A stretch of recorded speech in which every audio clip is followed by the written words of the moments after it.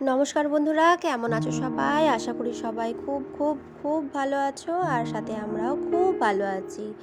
আজকে আমি দুপুরের লাঞ্চে নিয়ে নিয়েছি ভাত, মুসুর ডাল, আলু শিম ভাজা, বেগুন পোস্ত, আর এদিকে ডিমের কারি বা ডিম কষাও বলতে পারো, আর এদিকে একটা টুকরো লেবু, আর নিয়ে নিয়েছি সাথে 1 গ্লাস জল। তো এবার চলো আজকে তোমাদের সাথে নিয়ে আমি আমার ব্লগটা স্টার্ট করি। আর এদিকে দেখো মিঠাই বুড়িকে, এদিকে ও একা একা সাইকেল চালাচ্ছে। মিঠাই বুড়িকে আগেই আমি খাইয়ে দিয়েছি, আর তারপরে আমি আমার খাবারটা নিয়ে বসেছি। আর মিছরি আর তার বাবা গেছে স্কুলে, তারা চলে আসবে বিকালের দিকে, তারপর ওরা খাবে। আমার হাজব্যান্ড যেরকম সকালবেলা খেয়ে যায় একেবারে স্কুল, এসে আর খায় না, ও শুধু দই আর ওটস খায়, আর মিছরি খায়, ও বিকালে এসে ভাতই খায়। আর বিকালবেলার দিকে এসেছিলো দিদিভাই আর আমার ভাগ্নি। তোমাদেরকে যেটা মেন কথা বলা হয়নি সেটা হলো আমার ভাগ্নির রিসেন্ট বিয়ে, বৈশাখ মাসেই। তাই জন্য জামা কাপড়ের দিক থেকে এছাড়াও অন্যান্য দিক থেকেও খুব তোড়জোড় লেগে গেছে বিয়ের জন্য। দিদিভাইরা এসেছিলো বিকালবেলা, তাই জন্য আমরা সন্ধ্যাবেলায় চলে গেছিলাম বাজার হাট করতে। আমাকেও নিয়ে গেছিলো সাথে, কেননা সবার জন্য কিনবে বলে কথা, তো চয়েস করতে হবে, দিদিভাই একা পারবে না, তাই জন্য আমাকেও নিয়ে গেছিলো সাথে। বাজার দোকান করতে করতে বাড়ির কথা তো একদমই মাথায় ছিল না। তারপর যখন ঘড়ি দেখলাম প্রায় 9:30, তারপর তড়িঘড়ি করে কিছু কেনাকাটা তো বাদই থাকলো, যাই হোক যেগুলো ছিল কেনাকাটা হয়ে গেছিলো সেগুলো বিল করিয়ে তাড়াতাড়ি চলে আসলাম বাড়ি। তারপর তড়িঘড়ি করে ভাত বসিয়ে দিয়েছিলাম, দিনে তরকারিপাতি ছিল, যেহেতু আজকে শনিবার ছিল তো নিরামিষই রান্না করা ছিল, রাতে শুধু ভাত করেছিলাম।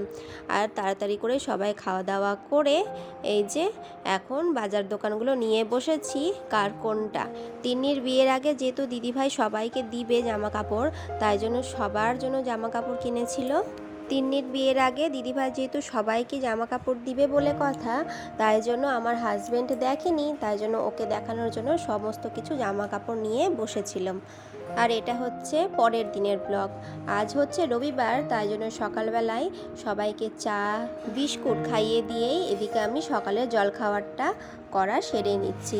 এদিকে আমি করেছিলাম সকালে জলখাবারে ম্যাগি ভিজিয়েছিলাম, তাই ওটাকে আমি চাউমিনের মতো করেছিলাম। আমার কিন্তু এরকম ম্যাগিটাকে চাউমিনের মতো করে খেতে বেশ লাগে। তোমাদের কেমন লাগে অবশ্যই কমেন্টে জানিও। এবার চলে যাব দুপুরের খাবার দাবারে। আমি দুপুরে বানিয়েছিলাম এই যে চিকেন কষা, আর সাথে করেছিলাম চিকেন বিরিয়ানি।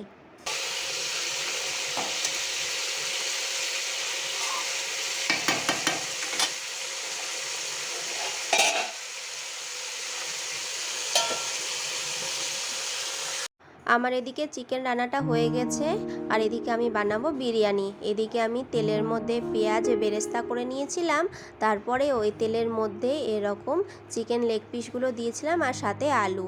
এগুলোকে আমি ভালো করে একটু লবণ দিয়ে ভালো করে ভেজে নেব, তারপরে আমি দিয়ে দিব জল, আর তার সাথে একটু কাশ্মীরি লঙ্কার গুঁড়ো, আর সাথে ঝাল লঙ্কার গুঁড়ো।